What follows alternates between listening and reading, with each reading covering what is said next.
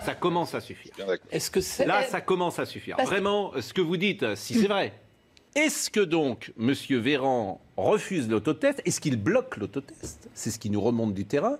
Parce qu'il veut protéger les labos. Moi c'est ce que je pense. Je joue franc jeu. C'est effectivement ce qu'on me dit à chaque fois que j'interroge des gens qui connaissent bien le dossier, c'est que c'est lui qui bloque personnellement. Au lieu d'utiliser les autotests comme tout le monde les utilise, c'est-à-dire pour se tester à domicile, on va devoir aller utiliser ces autotests dans les pharmacies. Mais vous imaginez le ridicule de ce genre de mesures. Et ces gens osent proposer ce genre de choses. Et je ne sais même pas comment ils arrivent à se justifier. Donc, il ne faut pas les laisser se justifier. Blachier, qu'est-ce qu'on attend? Je vous ai entendu dire, on attend que Véran lâche.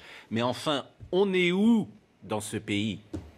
On est où si le monde entier le fait, si on ne le fait pas pour des intérêts que personne ne comprend? Je pense simplement qu'il a demandé au laboratoire d'analyse d'investir dans des machines à PCR.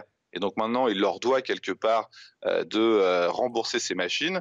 Et j'ai lu dans une revue de presse assez intéressante ce matin, vous savez, le plus gros groupe de laboratoires d'analyse médicale en France, il est en train de lever des fonds auprès de fonds européens pour devenir encore plus grand, donc pour pouvoir se déployer dans toute l'Europe. Donc tout ça n'est pas un hasard.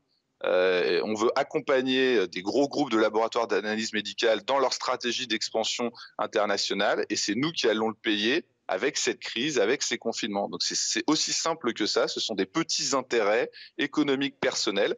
Et Olivier Véran se croit suffisamment fort pour réussir à passer comme ça. Je pense que c'est une erreur et je pense qu'on ne doit pas le laisser faire. Tout le monde le fait, sauf la France.